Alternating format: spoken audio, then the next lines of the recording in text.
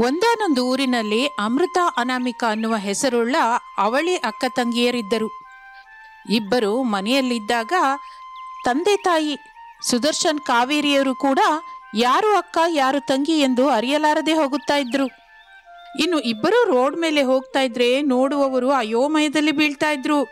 ಒಂದು ದಿನ ಹಾಲು ಹಾಕುವ ಗುರುಮೂರ್ತಿ ಮನೆಗೆ ಬರುತ್ತಾನೆ. ಗುರುಮೂರ್ತಿ, ಏನ್ ಹೀಗೆ ಬಂದೆ? ಈ ದಿನ ದೊಡ್ಡಮ್ಮನವರಿಗೆ ಹೆಣ್ಣು ನೋಡಕ್ಕೆ ಬರ್ತಾರೆ ಅಂತ 1 ಲೀಟರ್ ಹಾಲು ಹೆಚ್ಚಿಗೆ ಬೇಕು ಅಂತ ಅನಾಮಿಕ ಅಮ್ಮ ಮನೆಗೆ ಬಂದು ಹೇಳಿದ್ರು. ಹೌದಾ, 1 ನಿಮಿಷ ಇರು. ಅನಾಮಿಕಾ ಅನಾಮಿಕಾ ಎಂದು ಕರೆಯುತ್ತಾ ಇರುವಾಗ ಅಮೃತ ಅವರ ಹತ್ತಿರಕ್ಕೆ ಬರುತ್ತಾಳೆ. ಅಮ್ಮನವರೇ, ಚಿಕ್ಕಮ್ಮನವರು ಅನಾಮಿಕಾ ಅವರು ಬಂದ್ರು. ಅನಾಮಿಕಾ, ಈ ದಿನ ಅಕ್ಕನ ನೋಡಕ್ಕೆ ಬರ್ತಾರೆ ಅಂತ 1 ಲೀಟರ್ ಹಾಲು ಹೆಚ್ಚಬೇಕು ಅಂತ ಗುರುಮೂರ್ತಿ ಮನೆಗೆ ಹೋಗಿ ಹೇಳಿದ್ಯಾ ಎಂದು ಕೇಳುತ್ತಾ ಇರುವಾಗ ಒಳಗಡೆಯಿಂದ ಅನಾಮಿಕಾ ನಗುತ್ತಾ ಅವರ ಹತ್ತಿರಕ್ಕೆ ಬರುತ್ತಾಳೆ. ಅದು ನೋಡಿ ಅವರ ಹತ್ತಿರವಿರುವ ಅಮೃತ ಕೂಡ ನಗುತ್ತಾ ಇರುತ್ತಾಳೆ. ಕಾವೇರಿ ಗುರುಮೂರ್ತಿ ಅಯೋಮಯದಿಂದ ನಗುತ್ತಿರುವ ಅವಳಿ ಅಕ್ಕ ತಂಗಿಯರನ್ನು ನೋಡುತ್ತಾರೆ. ಇಬ್ಬರು ನಗುವುದನ್ನು ನಿಲ್ಲಿಸಿ, ಅಮ್ಮ, ನೀನು ಕರೆದಾಗ ಬಂದಿದ್ದು ನಾನು ಅಮೃತ, ಅನಾಮಿಕಾ ಅಲ್ಲ. ಈಗ ನಗುತ್ತಾ ಮನೆಯೊಳಗಿಂದ ಹೊರಗೆ ಬಂದ್ಲಲ್ಲ, ಅವಳು ತಂಗಿ ಅನಾಮಿಕಾ. ಅಮ್ಮನವ್ರೆ, ಈಗ ಹಾಲು ತಗೋತೀರಾ, ನನ್ನನ್ನು ಹೋಗು ಅಂತೀರಾ ಎಂದು ಕೇಳುತ್ತಾ ಇರುವಾಗ ಸುದರ್ಶನ್ ಮನೆಗೆ ಬರುತ್ತಾನೆ. ಅವಳಿ ಮಕ್ಕಳು ಅಮೃತ ಅನಾಮಿಕ ಹೇಳಿದ್ದನ್ನು ಕೇಳಿ ಪಕಪಕ ನಗುತ್ತಾನೆ. ಕಾವೇರಿ ಪೆಚ್ಚು ಮುಖ ಹಾಕಿಕೊಂಡು ನೋಡುತ್ತಾ ಸ್ವಲ್ಪ ಕೋಪದಿಂದ, ಏನು ಅಂದ್ರೆ ನಕ್ಕಿದ್ ಸಾಕು, ಮೊದಲು ಗುರುಮೂರ್ತಿ ಹತ್ರ ಲೀಟರ್ ಹಾಲು ತಗೊಳ್ಳಬೇಡ್ವಾ? ಮೊದಲು ಅದು ಹೇಳಿ. ತಗೋ ಕಾವೇರಿ, ಈ ದಿನ ನಮ್ಮ ದೊಡ್ಡ ಹುಡುಗಿನ ನೋಡೋದಕ್ಕೆ ಟೌನಿಂದ ಶಾರದಾ ತಂಗೆಮ್ಮ ಅವರು ಬರ್ತಾ ಇದ್ದಾರಲ್ಲ. ಹೌದೌದು, ಚಕ್ರವರ್ತಿ ಹೇಳಿದವರು ಅಲ್ವಾ, ಮರ್ತು ಹೋದೆ. ಗುರುಮೂರ್ತಿ 1 ಲೀಟರ್ ಹಾಲು ಹಾಕು, ಅವರು ಇಷ್ಟೊತ್ತಿಗೆ ಹೊರಟೇ ಇರ್ತಾರೆ. ಅಮ್ಮ, ಲೀಟರ್ ಹಾಲು ಹಾಕು ಅಂದ್ರೆ ಪಾಪ ಮೂರ್ತಿ ಭಾವ ಯಾ ಕಡೆ ಹಾಕ್ತಾರೆ ಹೇಳು? ಕೈಯೊಳಗ, ಇಲ್ಲ ಅಂದ್ರೆ ನಿನ್ನ ಸೀರೆ ಸೆರ್ಗಿಗ ಎಂದು ಅನ್ನುತ್ತಲೇ ಕಾವೇರಿ ಕೋಪದಿಂದ ನೋಡುತ್ತಾ ಒಳಗೊಳಗೆ ಆಟ ಆಡಿಸ್ತಾ ಇರುವ ಮಕ್ಕಳನ್ನು ಬೈಕೊಳ್ಳುತ್ತಾ ಅಲ್ಲಿಂದ ಒಳಗಡೆಗೆ ಹೋಗುತ್ತಾಳೆ. ಅಮೃತ ಅನಾಮಿಕಾ ಮುಸುಮುಸಿ ನಗುತ್ತಾ ಇರುತ್ತಾರೆ. ಕಾವೇರಿ ಒಳಗಡೆಯಿಂದ ಪಾತ್ರೆ ತೆಗೆದುಕೊಂಡು ಹೊರಗೆ ಬರುತ್ತಾಳೆ. ಗುರುಮೂರ್ತಿ ಹಾಲು ಹಾಕಿ, ಅಯ್ಯ, ಮಕ್ಕಳು ನನ್ನನ್ನು ಅಮ್ಮನವರನ್ನು ಆಟವಾಡಿಸಿದ ಹಾಗೆ ಹುಡುಗಿನ ನೋಡಕ್ ಬಂದ ಹುಡುಗನ ಕೂಡ ಆಟ ಆಡಿಸಿದ್ರೆ ಅವನು ಓಡಿ ಹೋಗೋದು ಕಾಯಂ. ಇಬ್ಬರ ಮೇಲೆ ಒಂದು ಕಣ್ಣಿಟ್ಟಿರಿ ಸ್ವಾಮಿ ಎಂದು ಗುರುಮೂರ್ತಿ ಉಚಿತ ಸಲಹೆ ಕೊಟ್ಟು ಅಲ್ಲಿಂದ ಹೊರಟು ಹೋಗುತ್ತಾನೆ. 1 ಗಂಟೆ ಕಳೆದ ನಂತರ ಶಾರದಾ ಪ್ರಸಾದ್ ರಮೇಶರು ಕಾರಿನಲ್ಲಿ ಸುದರ್ಶನ್ ಮನೆಗೆ ಬರುತ್ತಾರೆ. ಅವರಿಗಾಗಿ ಎದುರು ನೋಡುತ್ತಾ ಹೊರಗೆ ಇರುವ ಸುದರ್ಶನ್ ಕಾವೇರಿ ಇಬ್ಬರು ಶಾರದಾ ಅವರನ್ನು ಪ್ರೇಮದಿಂದ ಒಳಗಡೆಗೆ ಆಹ್ವಾನಿಸಿ ಕರೆಯುತ್ತಾರೆ. ಮನೆಯೊಳಗಿರುವ ಮರದ ಕುರ್ಚಿಯಲ್ಲಿ ಅವರು ಕೂತ್ಕೋತಾರೆ. ಕಾವೇರಿ ಎಲ್ಲರಿಗೂ ನೀರು ಕೊಡುತ್ತಾಳೆ. ಎಲ್ಲರೂ ಕುಡಿಯುತ್ತಾರೆ. ಕಾವೇರಿ, ಒಳಗಡೆಗೆ ಹೋಗಿ ಹುಡುಗಿನ ಕರ್ಕೊಂಡ್ ಬಾ ಎಂದು ಹೇಳುತ್ತಲೇ ಕಾವೇರಿ ಅಲ್ಲೆಯಿಂದ ಮಕ್ಕಳ ಹತ್ತಿರ ಹೋಗುತ್ತಾಳೆ. ಕನ್ನಡಿ ಮುಂದೆ ನಿಂತುಕೊಂಡು ಅಮೃತ ಅಂದವಾಗಿ ತಯಾರಾಗುತ್ತಾ ಇರುತ್ತಾಳೆ. ಅಮೃತ, ಇನ್ನು ಹೋಗೋಣವಾ? ಅಮ್ಮ, ಅಕ್ಕಂಗೆ ಇನ್ನು ಟೈಮ್ ಆಗೋ ಹಾಗಿದೆ, ಅಷ್ಟರವರೆಗೂ ನಾನು ಬಂದು ಕೂತ್ಕೊಳ್ಳ? ಆ ಹುಚ್ಚು ಕೆಲಸನ ಬೇಡ ಅಂತ ಅಪ್ಪ ಹೇಳಿದ್ರಲ್ಲ, ಜಾಗ್ರತೆ, ನೀನ್ ಇಲ್ಲೇ ಇರು ಎಂದು ಹೇಳಿ ರೆಡಿಯಾದ ಅಮೃತಳನ್ನು ಕರೆದುಕೊಂಡು ಆ ರೂಮಿನಿಂದ ಹೊರಗೆ ಬಂದು ಅನಾಮಿಕಳನ್ನು ರೂಮಿನೊಳಗಿಟ್ಟು ಬೀಗ ಹಾಕುತ್ತಾಳೆ ಕಾವೇರಿ. ರೂಮಿನೊಳಗಿರುವ ಅನಾಮಿಕಾ ಕೋಪದಿಂದ ಬಾಗಿಲು ಹೊಡಿತಾ ಇರ್ತಾಳೆ. ಅಮ್ಮ ಅಮ್ಮ, ಬಾಗಿಲು ತೆಗಿಯಮ್ಮ, ನಾನು ಕೂಡ ಆ ಬಂದ ಹುಡುಗನನ್ನ ನೋಡ್ತೀನಿ ಅಂತ ಅನ್ನುತ್ತಾ ಇರ್ತಾಳೆ. ಕಾವೇರಿ ಹಚ್ಚಿಕೊಳ್ಳದೆ ಅಂದವಾಗಿ ತಯಾರಾದ ಅಮೃತಳನ್ನು ಕರೆದುಕೊಂಡು ಬಂದು ಅವರ ಮುಂದೆ ಕೂರಿಸುತ್ತಾಳೆ. ಪದ್ಧತಿಯಾಗಿ ಲಕ್ಷಣವಾಗಿರುವ ಅಮೃತ ಅವರೆಲ್ಲರಿಗೂ ಹಿಡಿಸುತ್ತಾಳೆ. ಅಮೃತ ಕೂಡ ರಮೇಶ್ನನ್ನು ನೋಡುತ್ತಾಳೆ. ನಗುತ್ತಾ ರಮೇಶ್ ಕೂಡ ಹೀರೋ ಅರವಿಂದ ಸ್ವಾಮಿ ಹಾಗೆ ಇರುವುದಕ್ಕೆ ಅಮೃತಳಿಗೆ ಬಹಳ ಹಿಡಿಸುತ್ತಾನೆ. ಅವರಿಬ್ಬರು ಹಿತ್ತಲಿಗೆ ಬಂದು ಮಾತನಾಡಿಕೊಳ್ಳುತ್ತಾ ಇರುತ್ತಾರೆ. ದೊಡ್ಡವರು ಎಲ್ಲ ವಿಷಯವನ್ನು ಮಾತನಾಡಿಕೊಂಡು ಶಾರದಾ ಪ್ರಸಾದ್ ರಮೇಶರು ತಿನ್ನೋದಿಕ್ಕೆ ಕೂತ್ಕೋತಾರೆ. ಶಾರದಾ ಅವರು ಹೊರಟು ಹೋದ ನಂತರ ಅಮೃತ ಬಂದು ಬಾಗಿಲು ತೆಗೆಯುತ್ತಾಳೆ. ರಮೇಶ್ ಬಗ್ಗೆ ಅಮೃತ ದೊಡ್ಡದಾಗಿ ಹೇಳ್ತಾಳೆ. ಆಗುವ ಭಾವನನ್ನು ನೋಡೋದಕ್ಕೆ ಬಿಡದೇ ಇರುವ ಅಮ್ಮನ ಮೇಲೆ ಅನಾಮಿಕಾ ಬಹಳ ಕೋಪ ಬರುತ್ತದೆ. ಆದರೆ ಅಕ್ಕ ಸಂತೋಷದಿಂದ ಇರುವುದಕ್ಕೆ ಅನಾಮಿಕಾ ಅದು ಮರೆತು ಹೋಗುತ್ತಾಳೆ. ಹಾಗೆ ತಿಂಗಳು ಕಳೆದ ನಂತರ ಒಳ್ಳೆ ಮುಹೂರ್ತ ನೋಡಿಕೊಂಡು ಅಮೃತಳಿಗೆ ರಮೇಶನಿಗೆ ಮದುವೆ ನಡೆಯುತ್ತದೆ. ಆ ದಿನ ಕೂಡ ಏನೋ ಒಂದು ತುಂಟತನ ಮಾಡುತ್ತಾಳೆ ಎಂದು ಅನಾಮಿಕಳನ್ನು ರೂಮಲ್ಲಿ ಹಾಕಿ ಕಾವೇರಿ ಬೀಗ ಹಾಕುತ್ತಾಳೆ. ಅಮೃತ ಅಳುತ್ತಾ ರಮೇಶನ ಜೊತೆ ಕಾರಲ್ಲಿ ಅತ್ತೆ ಮನೆಗೆ ಹೊರಟು ಹೋಗುತ್ತಾಳೆ. ಅದೆಲ್ಲ ಅನಾಮಿಕಾ ಕಿಟಕಿಯಿಂದ ನೋಡುತ್ತಾ ದುಃಖ ಪಡುತ್ತಾಳೆ. 1-2 ದಿನ ಕಳೆಯುತ್ತದೆ. ಅಪ್ಪ, ಅಮ್ಮ, ಅಕ್ಕ ಇಲ್ಲದೆ ನನಗೆ ಇಲ್ಲಿ ಇರೋದಕ್ಕೆ ಆಗ್ತಾ ಇಲ್ಲ. ನಾನು ಸಿಟಿಗೆ ಹೋಗಿ ಏನಾದ್ರೂ ಜಾಬ್ ಮಾಡ್ಕೋತೀನಿ ಎಂದು ಹೇಳುತ್ತಲೇ ಇಬ್ಬರು ಒಪ್ಪಿಕೊಳ್ಳುತ್ತಾರೆ. ಅನಾಮಿಕಾ ಸಂತೋಷದಿಂದ ಊರು ಬಿಟ್ಟು ಸಿಟಿಗೆ ಹೊರಟು ಹೋಗುತ್ತಾಳೆ. ಹಾಗೆ 5 ವರ್ಷ ಕಳೆದು ಹೋಗುತ್ತದೆ. ಅಮೃತ ರಮೇಶರ ಸುಂದರ ಸಂಸಾರಕ್ಕೆ ಗುರುತಾಗಿ ಹರೀಶ್, ಭವ್ಯ ಅನ್ನುವ ಇಬ್ಬರು ಮಕ್ಕಳು ಹುಟ್ಟುತ್ತಾರೆ. ಒಂದು ದಿನ ಅಮೃತ ಅವರನ್ನು ಸ್ಕೂಲ್ನಿಂದ ಮನೆಗೆ ಕರೆದುಕೊಂಡು ಬರುತ್ತಾ ಇರುವಾಗ ಒಂದು ಆಯತಪ್ಪಿದ ಕಾರು ಬಂದು ಅಮೃತಳನ್ನು ಗುದ್ದುತ್ತದೆ. ಅಷ್ಟೇ, ಆ ಅಪಘಾತದಲ್ಲಿ ಅಮೃತ ಸತ್ತು ಹೋಗುತ್ತಾಳೆ. ಹರೀಶ್ ತಕ್ಷಣ ಮನೆಗೆ ಬಂದು ಶಾರದಳಿಗೆ ನಡೆದ ವಿಷಯ ಹೇಳಿ ಅಮೃತಳ ಹತ್ತಿರ ಕರೆದುಕೊಂಡು ಹೋಗುತ್ತಾನೆ. ಆಗಲೇ ಅಮೃತ ಸತ್ತು ಹೋಗಿರುತ್ತಾಳೆ. ಅಮೃತಳ ಶವವನ್ನು ಮನೆ ಮುಂದೆ ಇಟ್ಕೊಂಡು ದುಃಖ ಪಡ್ತಾ ಇರ್ತಾರೆ. ಸುದರ್ಶನ್, ಕಾವೇರಿಯರು ಕೂಡ ಅಲ್ಲಿಗೆ ಬಂದು ಅಮೃತಳ ಶವದ ಮೇಲೆ ಬಿದ್ದು ಅಳ್ತಾ ಇರ್ತಾರೆ. ಆಗ ಅನಾಮಿಕಾ ಮನೆಗೆ ಬರುತ್ತಾಳೆ. ಎಲ್ಲರೂ ಆಶ್ಚರ್ಯದಿಂದ ನೋಡ್ತಾ ಇರ್ತಾರೆ. ಮಕ್ಕಳು ಓಡಿ ಹೋಗಿ ಅನಾಮಿಕಳನ್ನ ಅಮ್ಮ ಅಂತ ಹಿಡ್ಕೋತಾರೆ. ಮಮ್ಮಿ, ನೀನು ನಮಗಾಗಿ ಮತ್ತೆ ಬಂದೆ ಅಲ್ವಾ? ಹೌದು ಅಣ್ಣಯ್ಯ, ಮಮ್ಮಿ ನಮಗಾಗಿ ಬಂದ್ಬಿಟ್ಲು ಎಂದು ಸಂತೋಷ ಪಡುತ್ತಾ ಇರುವಾಗ ಅನಾಮಿಕಾ ದುಃಖ ಪಡುತ್ತಾ ಕಣ್ಣೀರು ಹಾಕಿಕೊಳ್ಳುತ್ತಾ ಭವ್ಯಳನ್ನು ಎತ್ತಿಕೊಳ್ಳುತ್ತಾಳೆ. ಇನ್ನು ಆ ದಿನ ಕತ್ತಲಾಗುತ್ತಿರುವಾಗ ಅಮೃತಳ ಅಂತ್ಯಕ್ರಿಯೆ ಪೂರ್ತಿ ಮಾಡುತ್ತಾರೆ. ಎಲ್ಲರೂ ಶಾರದಾ ಅವರ ಮನೆಗೆ ಬಂದು ಅಮೃತಳ ಫೋಟೋ ಬಿಟ್ಟು ಮಾಲೆ ಹಾಕುತ್ತಾರೆ, ದೀಪ ಬಿಡುತ್ತಾರೆ. ಅನಾಮಿಕಾ ಹಸುವಿನಿಂದಿರುವ ಮಕ್ಕಳಿಗೆ ಅನ್ನ ತಿನ್ನಿಸುತ್ತಾ ಇರ್ತಾಳೆ. ಅಣ್ಣಯ್ಯ, ಈ ಹುಡುಗಿ ಯಾರು? ಅಚ್ಚ ಅಮೃತಳ ಹಾಗೆ ಇದ್ದಾಳೆ. ಅಮೃತ, ಅನಾಮಿಕಾ ಅವಳಿ ಮಕ್ಕಳು ತಂಗಿಯಮ್ಮ. ಅಮೃತಳ ಮದುವೆಯಾಗುವಾಗ ತುಂಡತನ ಮಾಡ್ತಾಳೆ ಅಂತ ರೂಮಲ್ಲಿಟ್ಟು ಬೀಗ ಹಾಕಿದ್ವಿ. ಅದಕ್ಕೆ ನೀವು ನೋಡಲಿಲ್ಲ.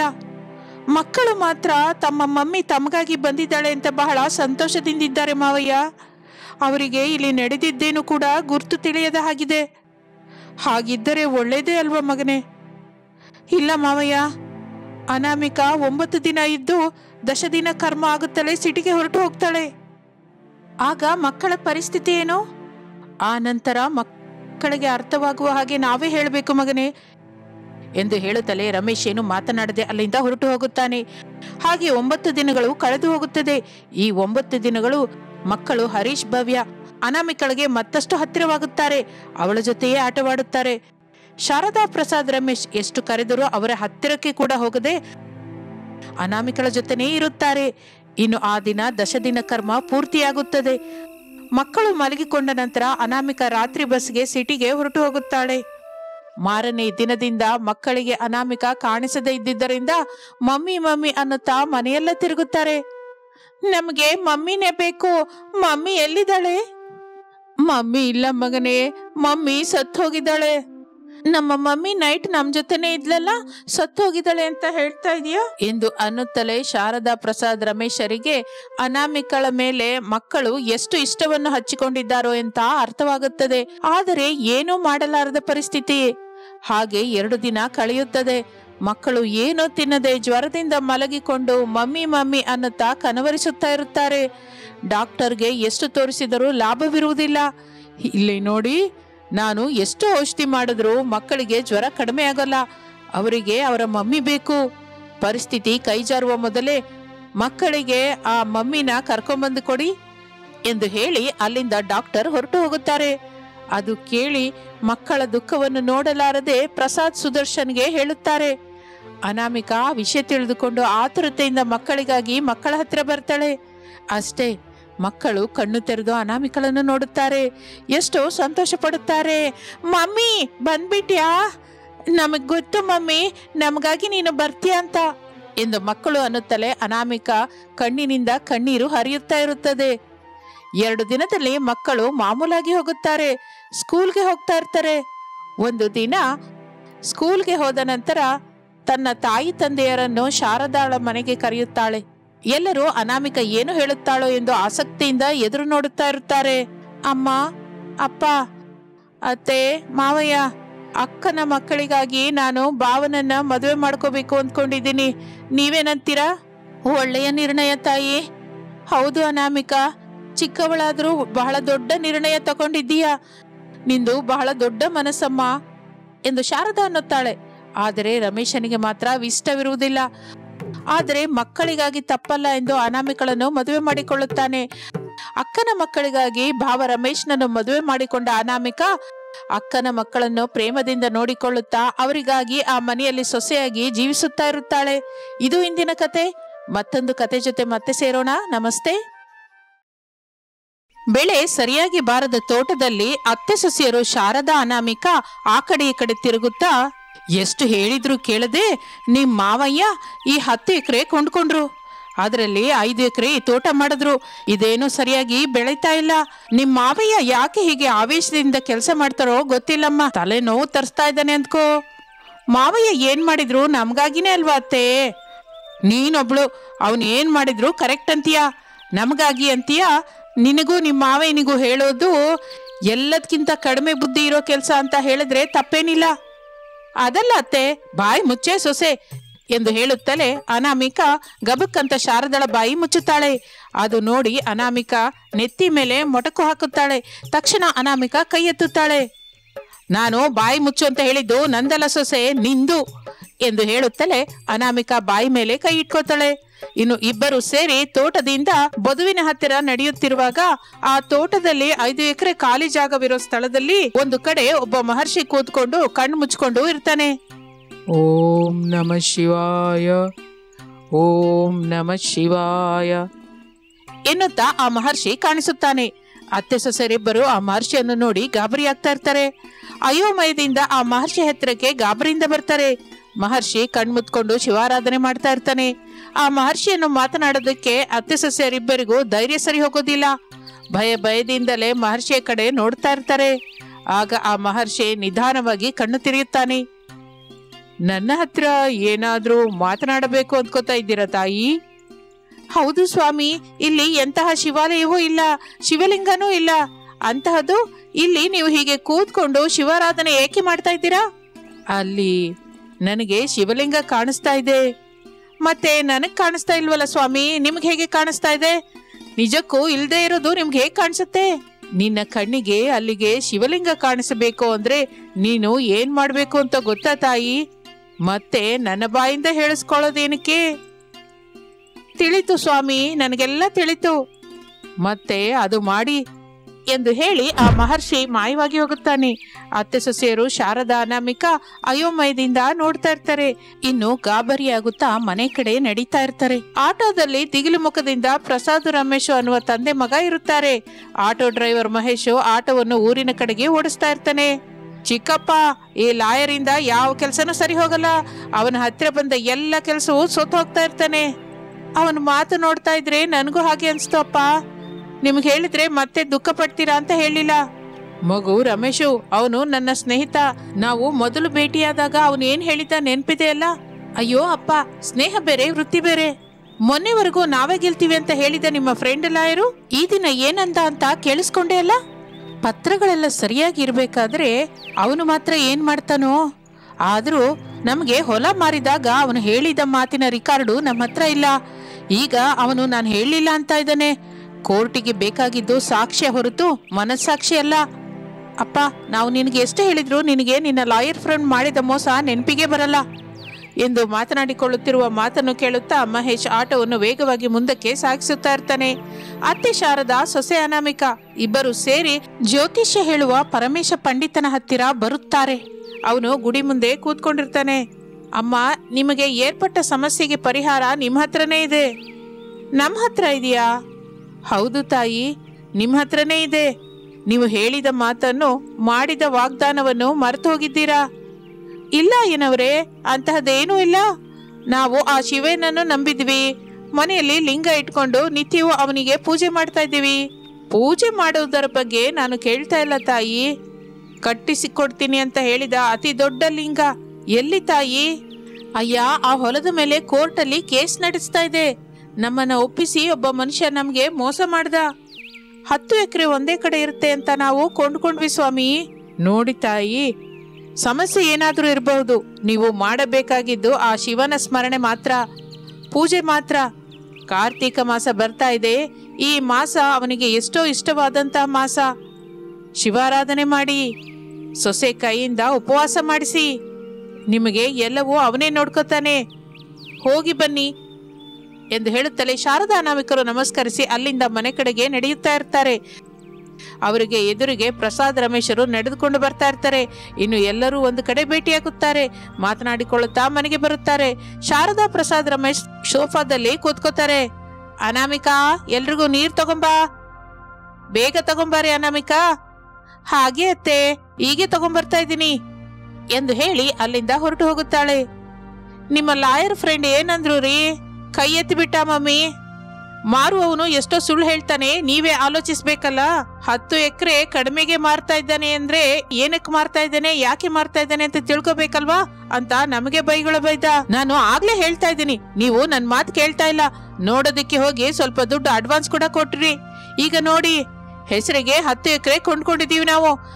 ಅದ್ರಲ್ಲಿ 5 ಎಕರೆದಲ್ಲಿ ಯಾವ ತೋಟ ಹಾಕಿದ್ರು ಸರಿ, ನಷ್ಟ ಬರ್ತಾ ಇದೆ ಹೊರತು ಏನು ಮಿಗಿಲ್ತಾ ಇಲ್ಲ. ನಿಜಕ್ಕೂ ನೀವು ಮೊದಲಿನಿಂದ ನಮ್ಮ ಮಾತು ಕೇಳಿದ್ರೆ ಅಲ್ವಾ ಎಂದು ಅನ್ನುತ್ತಿರುವಾಗ ಅನಾಮಿಕಾ ಎಲ್ಲರಿಗೂ ನೀರಿನ ಗ್ಲಾಸ್ ಅನ್ನು ಟ್ರೈನಲ್ಲಿ ತಂದು ಕೊಡುತ್ತಾಳೆ. ಎಲ್ಲರೂ ತಗೊಂಡು ನೀರು ಕುಡಿತಾರೆ. ಹೌದು ಮಮ್ಮಿ, ನೀನು ಅನಾಮಿಕಾ ಎಲ್ಲಿಗೆ ಹೋಗಿ ಬರ್ತಾ ಇದ್ದೀರಾ? ಪಂಡಿತ್ರ ಹತ್ರ ಹೋಗಿ ಬಂದ್ವಿ ಮಗನೇ. ಹೌದಾ, ಅವ್ರೇನಂದ್ರು? ಖಚಿತವಾಗಿ ನೀವು ಹೇಳಿದ ಹಾಗೆ ಆ 5 ಎಕರೆಯಲ್ಲಿ ಶಿವನ ಲಿಂಗ ಪ್ರತಿಷ್ಠಾಪನೆ ಮಾಡಬೇಕು ಅಂತ ಹೇಳಿದ್ರು. ಆಗ್ಲೇ ಎಲ್ಲವೂ ನಮಗೆ ಶುಭ ಕಾರ್ಯ ಬರುತ್ತೆ ಅಂತ ಹೇಳಿದ್ರು ಮಗನೇ. ಆಗ್ಲೇ ನಮಗೆ ಎಲ್ಲ ಶುಭ ನಡೆಯುತ್ತೆ ಅಂತ, ಎಲ್ಲ ಶುಭ ಕಾರ್ಯಗಳು ಶುರುವಾಗುತ್ತೆ ಅಂತ ಹೇಳಿದ ಮಗನೇ ಎಂದು ಹೇಳುತ್ತಲೇ ಪ್ರಸಾದ್ ಏನೋ ಮಾತನಾಡದೆ ಅಲ್ಲಿಂದ ಅವರ ಬೆಡ್ರೂಮ್ಗೆ ಹೊರಟು ಹೋಗುತ್ತಾನೆ. ಅತ್ತೆ, ಪಂಡಿತರು ಹೇಳಿದ ಹಾಗೆ ನಾನು ಕಾರ್ತಿಕ ಮಾಸ ಉಪವಾಸ ಮಾಡ್ತೀನಿ, ನಿಷ್ಠೆಯಿಂದಿರುತ್ತಾ ಅವನನ್ನ ಪೂಜಿಸ್ತೀನಿ, ಸ್ಮರಿಸ್ತೀನಿ ಅತ್ತೆ. ಸರಿ ಸೊಸೆ, ಏನೇನಾದ್ರೂ ಸರಿ, ಎಲ್ಲ ಆ ಶಿವನ ಮೇಲೆ ಭಾರ ಎಂದು ಹೇಳುತ್ತಲೇ ಸೊಸೆ ಅನಾಮಿಕಾ ಕಾರ್ತೀಕ ಮಾಸ ಶುರುವಾದ ದಿನದಿಂದ ಬೆಳಗಿನ ಜಾವವೇ ಎದ್ದು ಮನೆ ಹೊರಗೆ ಶುಭ್ರ ಮಾಡಿ ರಂಗೋಲಿ ಹಾಕಿ ತಣ್ಣೀರ ಸ್ನಾನ ಮಾಡುತ್ತಾಳೆ. ಮನೆಯಲ್ಲಿರುವ ಶಿವಲಿಂಗಕ್ಕೆ ಪೂಜೆ ಮಾಡುತ್ತಾಳೆ, ಆರತಿ ಮಾಡುತ್ತಾಳೆ, ಗಂಟೆ ಹೊಡೆಯುತ್ತಾಳೆ. ಆ ನಂತರ ಮನೆ ಮುಂದೆ ಬಾಗಿಲ ಹತ್ತಿರ ದೀಪಗಳಿಡುತ್ತಾಳೆ. ಅನಾಮಿಕಾ ಏನು ತಿನ್ನದೆ ಶಿವನಾಮ ಸ್ಮರಣೆ ಮಾಡಿಕೊಳ್ಳುತ್ತಾ ಉಪವಾಸ ಇರುತ್ತಾ ಅಡಿಗೆ ಕೆಲಸ ಮಾಡುತ್ತಾ ಇರುತ್ತಾಳೆ. ಮತ್ತೆ ಸಾಯಂಕಾಲ ತಲೆ ಸ್ನಾನ ಮಾಡಿಕೊಂಡು ಶಿವಪೂಜೆ ಮಾಡಿಕೊಂಡು ಬಾಗಿಲ ಮುಂದೆ ದೀಪವಿಡುತ್ತಾಳೆ. ನಮಸ್ಕರಿಸಿ ಶಿವನಿಗೆ ಕೊಟ್ಟ ಬಾಳೆಹಣ್ಣು ತಿನ್ನುತ್ತಾಳೆ. ಆ ನಂತರ ತನಗೆ ಅಂತ ಬೇರೆ ಅಡಿಗೆ ಮಾಡಿಕೊಂಡು ತಿಂತಾಳೆ. ಮನೆಯಲ್ಲಿರುವವರು ಅನಾಮಿಕ ಮಾಡುತ್ತಿರುವ ಕಾರ್ತೀಕ ವೃತ್ತದ ಬಗ್ಗೆ ತಿಳಿದುಕೊಂಡು ಎಂತಹ ತೊಂದರೆಯೂ ಕೊಡುತ್ತಾ ಇರಲಿಲ್ಲ. ಇನ್ನು ಆ ದಿನ ಕಾರ್ತೀಕ ಹುಣ್ಣಿಮೆ. ಅನಾಮಿಕ ದಿನದ ಹಾಗೆ ಆ ದಿನ ಕೂಡ ಪೂಜೆ ಮಾಡಿ ಆರತಿ ಮಾಡಿ ಓಂ ನಮಃ ಶಿವಾಯ, ಅಯ್ಯ ಶಿವಯ್ಯ, ನಾನು ಯಾವಾಗಿನಿಂದನೋ ನಿನ್ನನ್ನು ನಂಬಿಕೊಂಡು ನಿತ್ಯವೂ ನಿನ್ನನ್ನೇ ಪೂಜಿಸುತ್ತಾ ನಿನ್ನ ನಾಮಸ್ಮರಣೆ ಮಾಡುತ್ತಾ ಜೀವಿಸ್ತಾ ಇದ್ದೀವಿ. ನಮ್ಮ ಮೇಲೆ ಏನಕ್ಕೆ ಇಷ್ಟೊಂದು ಕಕ್ಷೆ? ಕರುಣಿಸಯ್ಯ, ನಮ್ಮ ಕಷ್ಟಗಳನ್ನು ತೀರಿಸಯ್ಯ, ನಿನ್ನ ಕೃಪೆ ತೋರಿಸಯ್ಯ ಶಿವಯ್ಯ ಎಂದು ಬೇಡಿಕೊಳ್ಳುತ್ತಾ ಇರುವಾಗ ಶಿವಲಿಂಗ ಮಿಂಚುತ್ತಾ ಇರುತ್ತದೆ. ಅನಾಮಿಕ ಆಶ್ಚರ್ಯದಿಂದ ನೋಡುತ್ತಾ ಮಿಂಚುತ್ತಿರುವ ಶಿವಲಿಂಗಕ್ಕೆ ನಮಸ್ಕರಿಸುತ್ತಾಳೆ. ನೋಡು ತಾಯಿ, ತಪ್ಪು ನೀವು ಮಾಡಿ ನನ್ನನ್ನು ಬೈಯುವುದು ನಿಮಗೆ ಬಹಳ ಅಭ್ಯಾಸವಾಗಿದೆ. ನೀನು ಎಲ್ರಿಗೂ ತಂದೆ ಶಿವಯ್ಯ, ನಾವೆಲ್ಲರೂ ನಿನ್ನ ಮಕ್ಕಳೇ. ನಾವು ಮಾಡಿದ ತಪ್ಪನ್ನು ಕ್ಷಮಿಸಿ ನಮ್ಮನ್ನು ಸರಿಯಾದ ದಾರಿಯಲ್ಲಿ ನಡೆಸುವುದು ತಂದೆಯಾಗಿ ನಿನ್ನ ಜವಾಬ್ದಾರಿ ಅಲ್ಲವ ತಂದೆ. ನಮ್ಮ ಕಷ್ಟವನ್ನು ಆಲೈಸಿ ಕನಿಕರಿಸಯ್ಯ. ಯಾವ ತಂದೆಯಾದರೂ ಭಾರವನ್ನು ಎಲ್ಲಿಯ ತನಕ ಹೊರಬಲ್ಲನೋ ಅಲ್ಲಿಯವರೆಗೆ ಹೊರತಾನೆ. ಆ ಭಾರ ಹೊರಲಾರದ ಸಮಯದಲ್ಲಿ ಪೂರ್ತಿಯಾಗಿ ಬಿಡುತ್ತಾನೆ. ಹಾಗಂದ್ರೆ ಹೇಗೆ ಶಿವಯ್ಯ? ಆ 5 ಎಕರೆಯಲ್ಲಿ ದೊಡ್ಡ ಲಿಂಗ ಇಡ್ತೀನಿ ಅಂತ ನಿತ್ಯವೂ ಪೂಜೆ ನಡೆಯುವ ಹಾಗೆ ಮಾಡ್ತೀವಿ ಅಂತ ಬೇಡಿಕೊಂಡ್ವಿ. ಮಾಡೋದಕ್ಕೆ ಸಿದ್ಧವಾಗಿದ್ದೀವಿ ತಂದೆ. ಈ ಕಡೆ ತೋಟ ಸರಿಯಾಗಿಲ್ಲದೆ, ಅಲ್ಲಿ ಕೋರ್ಟಲ್ಲಿ ವಿಜಯವಿಲ್ಲದೆ ಹೇಗೆ ತಂದೆ, ಹೇಗೆ ನಾವು ಹೇಗೆ ಪ್ರತಿಷ್ಠಾಪನೆ ಮಾಡ್ತೀವಿ ಅಯ್ಯ? ಈಗ ನನ್ನನ್ನು ಏನು ಮಾಡಬೇಕು ಅಂತಿದ್ಯಾ ಅನಾಮಿಕಾ? ಎಲ್ಲ ನಿನಗೆ ಗೊತ್ತಿದೆಯಲ್ಲ ಶಿವಯ್ಯ, ನೀನು ನೋಡ್ತಾನೆ ಇತ್ತಿದೆಯಲ್ಲ. ನಿನ್ನ ಕಾರ್ತೀಕ ಮಾಸದ ಪೂಜೆಗೆ ಮೆಚ್ಚಿ ನೀನು ಕೋರಿಕೊಂಡ ಹಾಗೆ ನಡೆಯುವ ಹಾಗೆ ನಿನಗೆ ವರ ಕೊಡ್ತಾ ಇದ್ದೀನಿ ಎಂದು ಹೇಳುತ್ತಲೇ ಆ ಬೆಳಕು ಮಾಯವಾಗಿ ಹೋಗುತ್ತದೆ. ಅನಾಮಿಕಾ ಭಕ್ತಿಯಿಂದ ಲಿಂಗವನ್ನು ನೋಡುತ್ತಾ ನಮಸ್ಕರಿಸಿ ಹಾಲ್ನಲ್ಲಿರುವ ಶಾರದಾ ಪ್ರಸಾದ್ ರಮೇಶರ ಹತ್ತಿರ ಬರುತ್ತಾಳೆ. ಅಷ್ಟೇ, ಪ್ರಸಾದ್ ಸೆಲ್ ಫೋನ್ ಮೊಳಗುತ್ತದೆ. ಅವನ ಲಾಯರ್ ಫ್ರೆಂಡು, ಹೇಳೋ ಲಾಯರು, ನಾವು ಕೇಸ್ ಗೆದ್ಬಿಟ್ವಿ ಕಣೋ, ಎಲ್ಲ ತಿಳಿದು ಹಾಗೆ ಮಾಡೋದು ಭೂಪತಿ ತಪ್ಪು ಅಂತ ಕೋರ್ಟ್ ಹೇಳ್ತು ಎಂದು ಹೇಳುತ್ತಲೇ ಪ್ರಸಾದ್ ಸಂತೋಷ ಪಡುತ್ತಾನೆ. ತಕ್ಷಣ ಫೋನ್ ಇಡುತ್ತಾನೆ. ಶಾರದಾ, ರಮೇಶು, ಅಮ್ಮ, ಸೊಸೆ, ನಾವು ಕೇಸ್ ಗೆದ್ದು ಬಿಟ್ವಿ. ಇದೆಲ್ಲ ಸೊಸೆ ಮಾಡ್ತಾ ಇರುವ ಕಾರ್ತಿಕ ವೃತ್ತದ ದೊಡ್ಡತನ. ಓಂ ನಮಃ ಶಿವಾಯ. ಅಂದ್ರೆ ಮಾವಯ್ಯ, ನಾವು ಒಪ್ಪಿಕೊಂಡ ಹಾಗೆ ನಾವು ಮಿಕ್ಕ 5 ಎಕರೆಯಲ್ಲಿ ಶಿವಲಿಂಗವಿಡೋಣ. ತಪ್ಪದೆ ಸೊಸೆ ಎಂದು ಹೇಳಿ ತಕ್ಷಣ ಪಂಡಿತನ ಹತ್ತಿರ ಹೋಗಿ ವಿಷಯವೇ ಹೇಳಿ ಪಂಡಿತನನ್ನು ಕರೆದುಕೊಂಡು 5 ಎಕರೆ ಹೊಲದ ಹತ್ತಿರಕ್ಕೆ ಹೋಗುತ್ತಾರೆ. ಅಲ್ಲಿ ಮಹರ್ಷಿ ಕೂತ್ಕೊಂಡು ಆ ಶಿವನನ್ನು ನೆನೆಸಿಕೊಂಡು ಧ್ಯಾನ ಮಾಡ್ತಾ ಇರ್ತಾನೆ. ಪಂಡಿತನಿಗೆ ವಿಷಯ ಅರ್ಥವಾಗುತ್ತದೆ. ಹಾಗೆ ಮಹರ್ಷಿ ವೇಷದಲ್ಲಿ ಬಂದಿರೋದು ಆ ಶಿವಯ್ಯ ಎಂದು ಗ್ರಹಿಸುತ್ತಾನೆ. ಪ್ರಸಾದ್ರವರೇ, ಆ ಮಹರ್ಷಿಯವರು ಕೂತ್ಕೊಂಡ ಜಾಗದಲ್ಲಿಯೇ ಪೂಜೆ ಮಾಡಿ ಲಿಂಗವನ್ನು ಇಡಿ ಎಂದು ಹೇಳುತ್ತಲೇ ಆ ಮಹರ್ಷಿ ಕಣ್ಣು ತೆಗೆದು ಪಂಡಿತನನ್ನು ನೋಡುತ್ತಾನೆ. ಎಲ್ಲರೂ ಮಹರ್ಷಿಯನ್ನು ನೋಡಿ ನಮಸ್ಕರಿಸುತ್ತಾರೆ. ಮಹರ್ಷಿ ಶಿವನಾಮ ಸ್ಮರಣೆ ಮಾಡುತ್ತಾ ಇರುವಾಗ ಒಂದು ದೊಡ್ಡ ಟ್ರಕ್ ಅಲ್ಲಿ ಒಂದು ದೊಡ್ಡ ಶಿವಲಿಂಗವನ್ನು ತೆಗೆದುಕೊಂಡು ಬಂದು ಅಲ್ಲಿಡುತ್ತಾರೆ. ಪಂಡಿತ್ ಶಿವನ ಸ್ತೋತ್ರ ಹೇಳುತ್ತಾ ಇದ್ದಾರೆ. ಪ್ರಸಾದ್ ಕುಟುಂಬವೆಲ್ಲ ಸೇರಿ ಆ ದೊಡ್ಡ ಲಿಂಗಕ್ಕೆ ಪೂಜೆ ಮಾಡ್ತಾ ಇರ್ತಾರೆ. ಆಗ ಆಕಾಶದಿಂದ ಒಂದು ಬೆಳಕು ಬಂದು ಅವರ ಮೇಲೆ ಬೀಳುತ್ತದೆ. ಇನ್ನು ಆ ದಿನದಿಂದ ಅಲ್ಲಿ ನಿತ್ಯ ಪೂಜೆ ಮಾಡ್ತಾ ಇರ್ತಾರೆ. ಮಹಿಮೆಯುಳ್ಳ ಮಹಾಶಿವಲಿಂಗ ಎಂದು ಭಕ್ತರು ಬಂದು ದರ್ಶನ ಮಾಡ್ಕೋತಾ ಇರ್ತಾರೆ. ಜನನ ನೀವೇ, ಮರಣ ನೀವೇ, ಈ ಜನ ಜೀವನ ಧಾತ್ರೆಗೆ ತಂದೆ ನೀನೆ, ಓಂ ನಮ ಶಿವಾಯ ಎನ್ನುತ್ತಾ ಶಿವನಾಮ ಸ್ಮರಣೆ ಮಾಡಿಕೊಳ್ಳುತ್ತಾ ತನ್ನ ಕೆಲಸ ತಾವು ಮಾಡಿಕೊಳ್ಳುತ್ತಾ ಜೀವಿಸುತ್ತಾ ಇರುತ್ತಾರೆ. ಇದು ಇಂದಿನ ಕತೆ. ಮತ್ತೊಂದು ಆಸಕ್ತಿಕರವಾದ ಕತೆ ಜೊತೆ ಮತ್ತೆ ಸೇರೋಣ. ನಮಸ್ತೆ.